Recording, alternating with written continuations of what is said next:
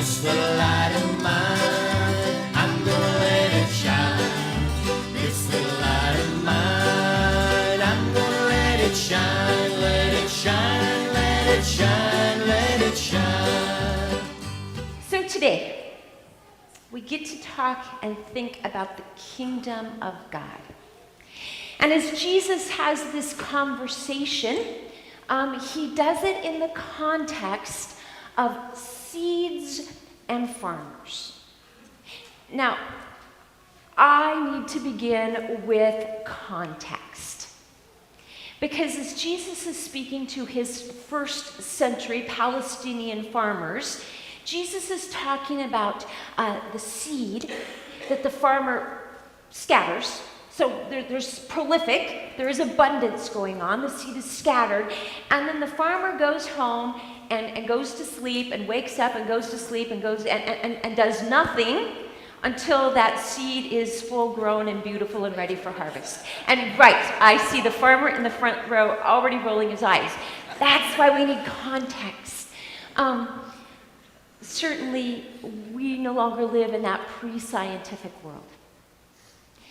So, in this place, all of you have some notion about how seeds work and that whole process works. And there's a huge percentage of you that utterly understand the science of it and germ and nutrients and how the soil needs to be before the seed goes in and what needs to happen afterwards.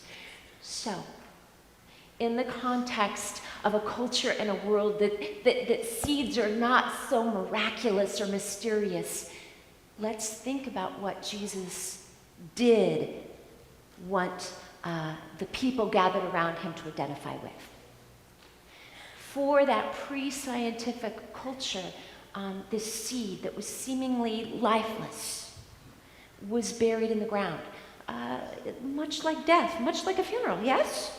This lifeless thing put in the ground, the soil is put over it, and then somehow the earth produces growth. And part of what makes the seed hopefully still semi-awesome to us is this one little piece of something is put in the ground and produces multifold of anything that it seems to be of its own accord.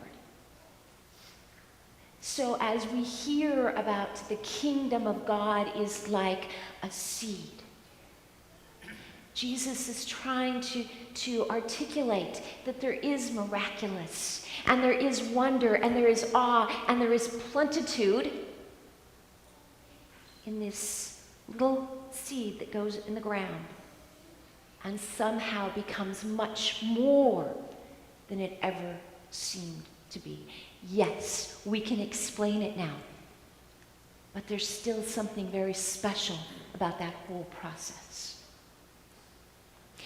This weekend, our family spent the weekend in Corvallis.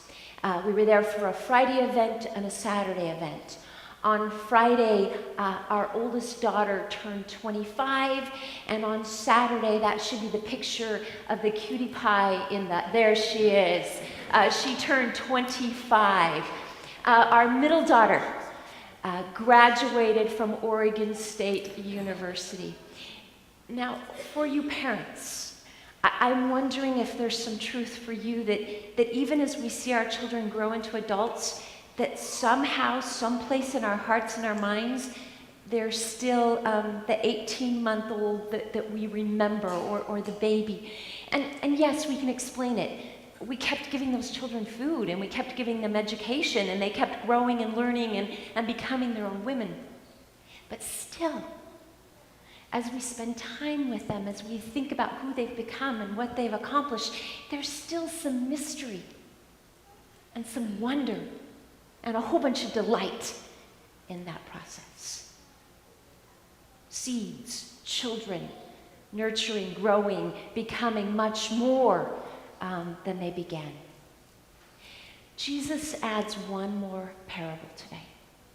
And the last parable he adds, he starts out seeds, or the kingdom of God is like seeds, and then Jesus goes to the kingdom of God is like a mustard plant. So the text says it's the tiniest seed of all that becomes the largest shrub of all. Okay, we've got some hyperbole going on. It's not really the tiniest seed, and it's not really the largest bush.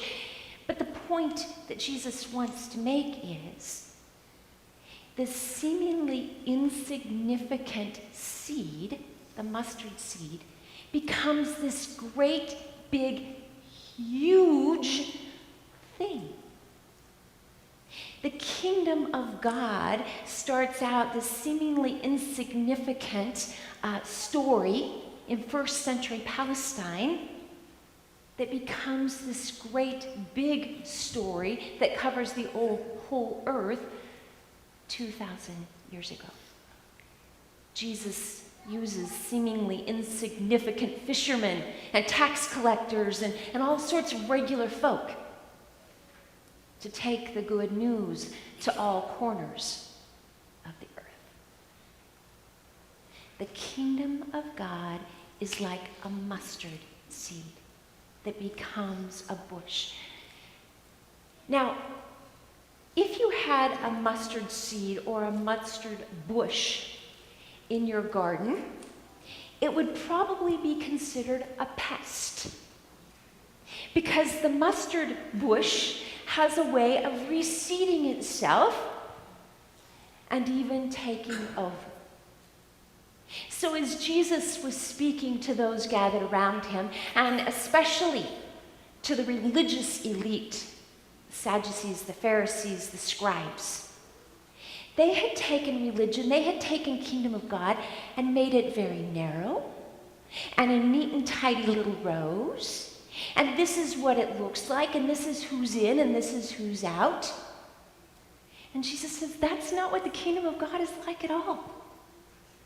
The kingdom of God breaks out of rows, out of predictability. In fact, you know what?